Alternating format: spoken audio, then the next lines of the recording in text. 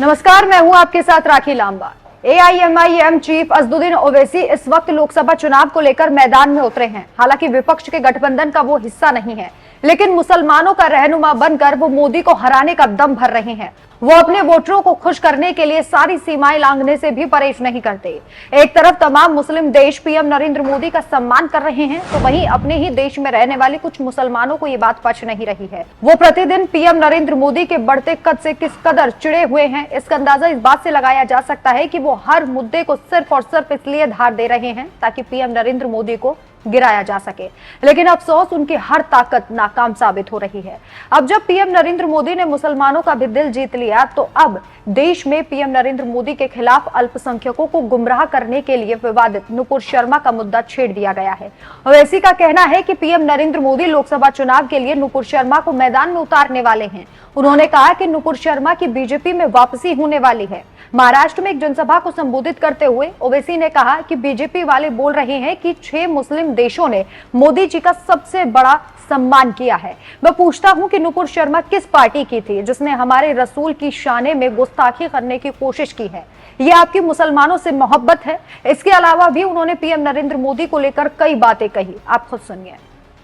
BJP वाले बोल रहे कि आपको 6 मुस्लिम ममालिक से मोदी जी को बड़ा सिविलियन अवार्ड मिला है, तो फिर ये नुपुर शर्मा किस पार्टी की थी? किस पार्टी की थी जिसने हमारे रसूल मोहम्मद सल्लल्लाहु अलैहि वसल्लम की शान में गुस्ताखी करने की कोशिश की? ये आपकी मुसलमानों से मोहब्बत है। और याद रखो मेरी इस बात को, 1 महीने के अंदर उस मोहतरमा का पॉलिटिकल रिहैबिलिटेशन मोदी जी करने वाले हैं। वो दोबारा मंजर आम पर आएगी जो रसूलुल्लाह सल्लल्लाहु अलैहि वसल्लम की शान में गुस्ताखी करने की कोशिश करती है। और फिर आप बोलते हैं कि 6 मुस्लिम ममालिक ने अवार्ड दिया। नुपुर शर्मा के जरिए ओवैसी ने सीधे तौर पर पीएम नरेंद्र मोदी को निशाना बनाने की कोशिश की। जब मुस्लिम देशों से पीएम नरेंद्र मोदी को सम्मान मिल रहा था, तो कई लोगों के पेट में दर्द हो रहा था। उन्हीं में से एक थे अमेरिका के पूर्व राष्ट्रपति बराक ओबामा, जिन्होंने भारत में मुस्लिमों पर चिंता व्यक्त की, जिसे लेकर वित्त मंत्री निर्मला सीतारमण ने कहा था कि पीएम नरेंद्र मोदी को 6 मुस्लिम देशों ने सबसे बड़ा राजकीय सम्मान दिया है और यही लोगों को एक करारा जवाब भी है। अब ऐसा हो सकता है कि पीएम नरेंद्र मोदी को सम्मान मिले और ओवैसी को दर्द ना हो, और वो भी तब जब वो सम्मान मुस्लिम देशों से मिल रहा हो। इस पर ओवैसी ने पीएम नरेंद्र मोदी पर जुबानी हमला किया। क्या कहा उन्होंने, सुनिए। भारत के फाइनेंस मिनिस्टर मोहतरमा ने एक बयान जारी किया और उन्होंने अमेरिका के साबिका सदर बराक ओबामा के उस बयान को तनकीद का निशाना बनाया कि बराक ओबामा ने इतने मुस्लिम ममालिक पर बमबारी की।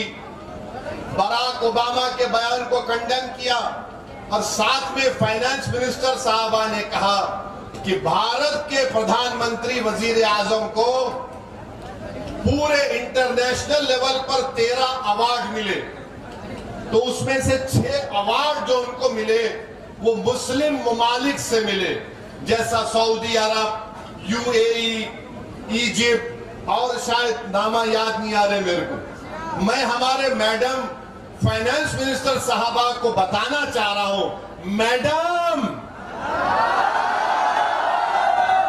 अमरावती के और हिंदुस्तान के मुसलमान को सऊदी अरब के बादशाह से कोई कनेक्शन नहीं है।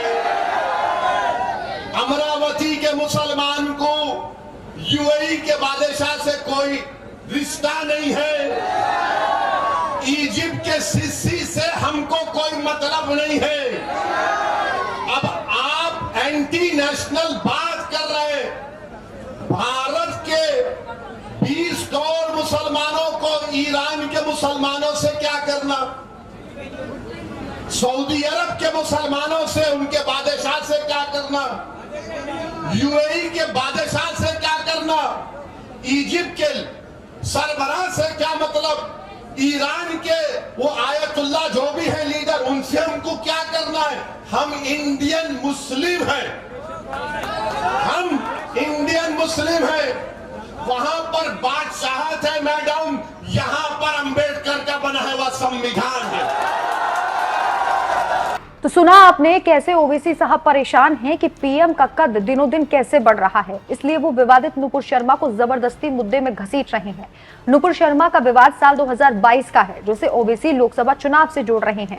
हालांकि पार्टी ने एक्शन लेते हुए नुपुर शर्मा को पार्टी से निलंबित कर दिया था।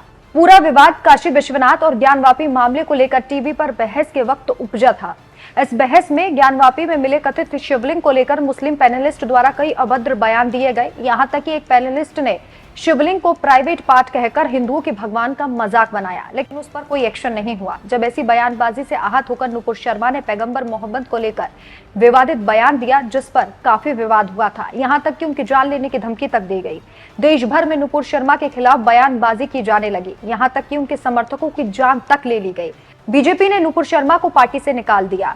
नुपुर शर्मा ने अपने बयान के लिए माफी भी मांगी थी, लेकिन फिर भी कुछ लोग इसे मुद्दा बनाते रहे। लेकिन अब जब लोकसभा चुनाव सिर पर हैं, तो एक बार फिर से इस मुद्दे पर सियासी संग्राम होने लगा है और इसकी शुरुआत ओवैसी साहब ने कर दी है। इस खबर पर आपकी क्या राय है, हमें कमेंट करके जरूर बताइए। नमस्कार।